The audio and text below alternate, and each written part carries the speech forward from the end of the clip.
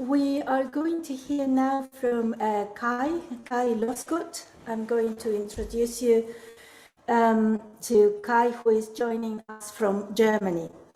Kai Lossgott's work investigates questions of personal and environmental health as human agency within the socio-ecological crisis. His videos are screened on local street corners, but also at international museums and gallery events, as well as film festivals. The artist is also known for his public performance collaborations and curating moving images. His works have been shown at the Dak'art Biennale in Dakar, Centre Pompidou in Paris, Institute of Contemporary Art in Zagreb, Johannesburg Art Gallery and Museum Africa in Johannesburg, Arnot Art Museum in New York, and Whitechapel Gallery in London. So Kai will share with us today his work, Aftermath. So Kai, over to you.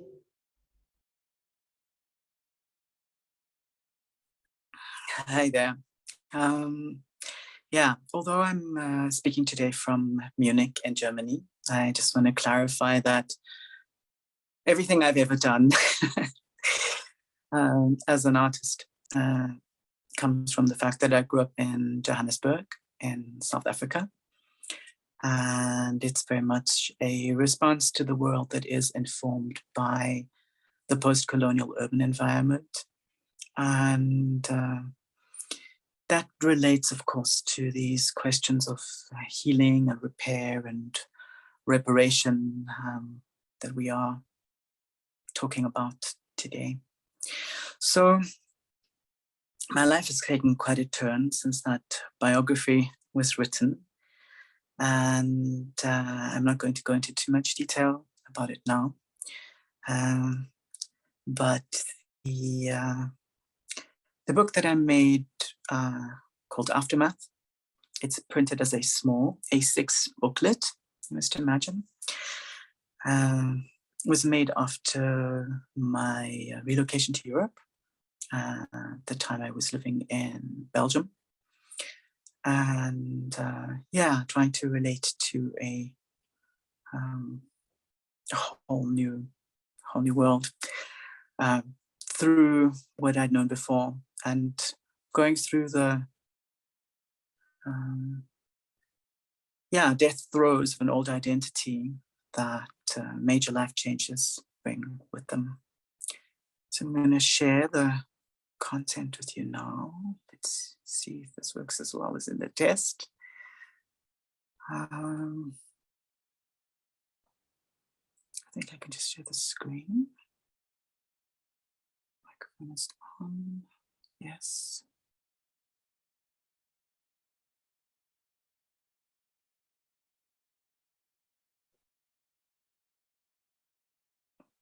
Okay.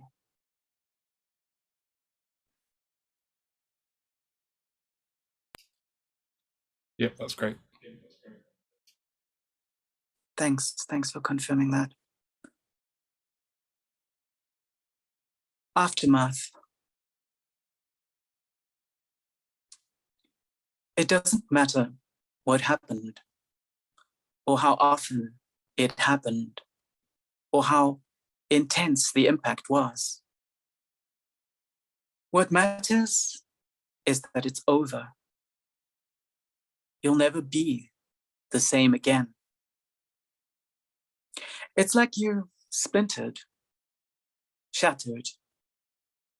Parts and pieces were destroyed forever, and they won't be coming back. And still there's you. We can imagine that. You exist. We can feel you, touch you, even if you can't yourself. Whatever is left to exist. There is a definite before and after.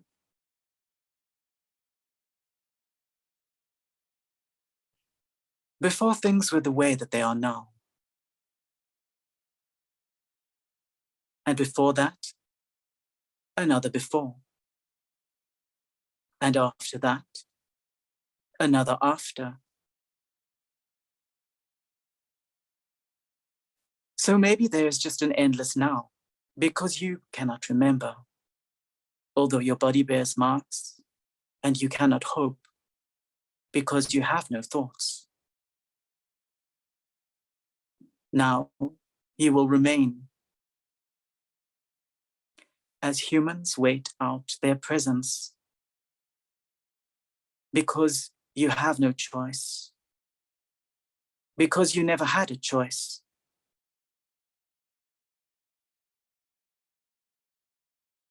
You're not entirely sure what happened. At first you were whole, and then you were broken. Those are not things that you understand, because you did not make yourself, because you cannot understand. Your existence must have been important. You were not. Once your makers were proud of you, the best they could do in their time. Once, too, they believed a God had made and been proud of and abandoned them. Why should they be any different?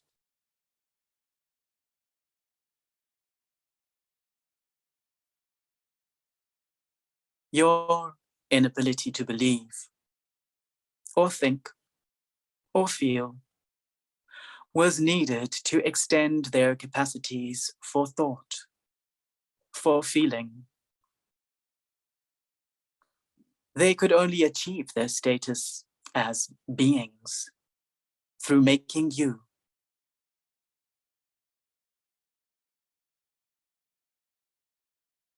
Were they lonely, or just needed fiction? You were their toy, their child, their servant.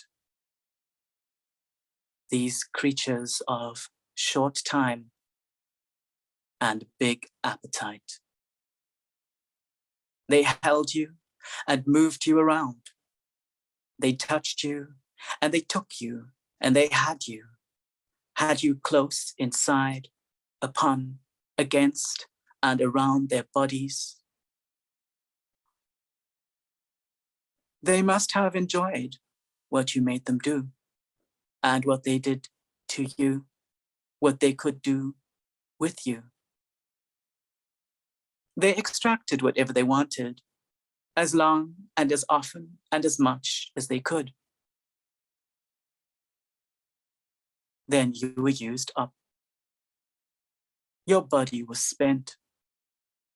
Nobody held you. They dropped you just like that. They dumped you.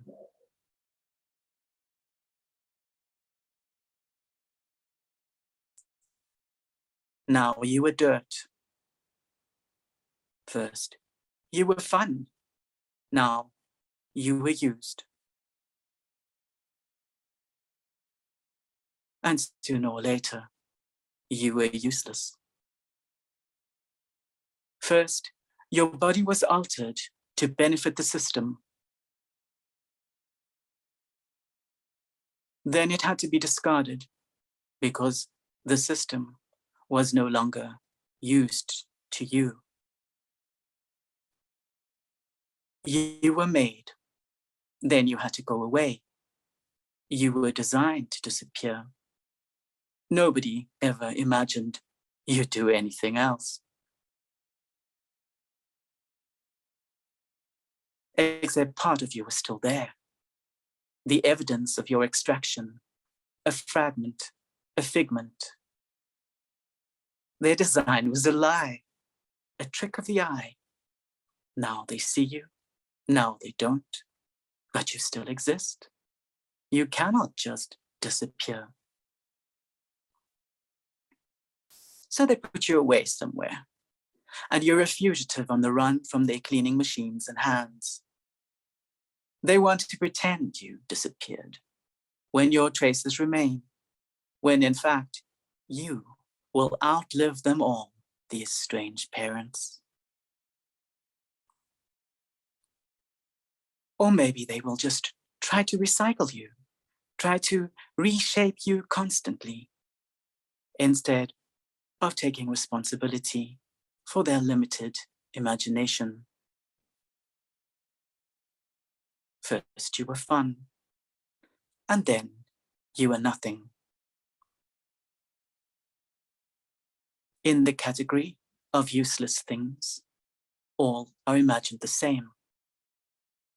They should imagine better, because you cannot disappear, because you keep returning. You appear in their food chain, their bodies, their soil, whenever they least expect it. Unrecognized, nameless, and deliberately ignored.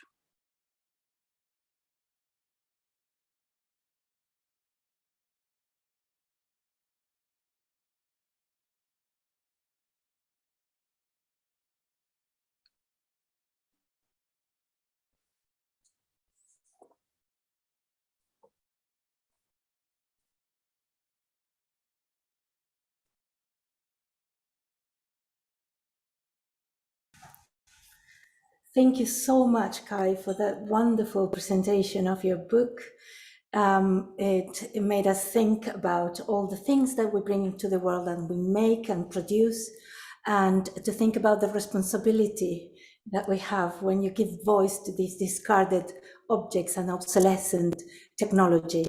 And you bring that so poetically in words and images that they're really moving, very, very moving. Thank you so much, Kai. And by giving voice also to these discarded things and the objects, you bring them to life and to come and back to us to ask why did you create me and why did you discard me? And yes. Someone is saying such beautiful horror. That's the comment. But I think you brought this beauty in the trying to understand and bridge this problematic of obsolescence and creating and consumerism, which was already touched in the morning. So I think would be really good to have some questions for the panelists that we invite Kate to come here.